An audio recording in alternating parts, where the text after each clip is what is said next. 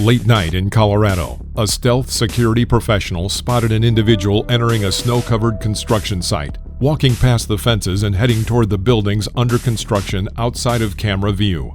Police dispatch was contacted, and officers arrived quickly, searching the site and ultimately arresting the suspect. Police removed them from the site and placed them into a police cruiser.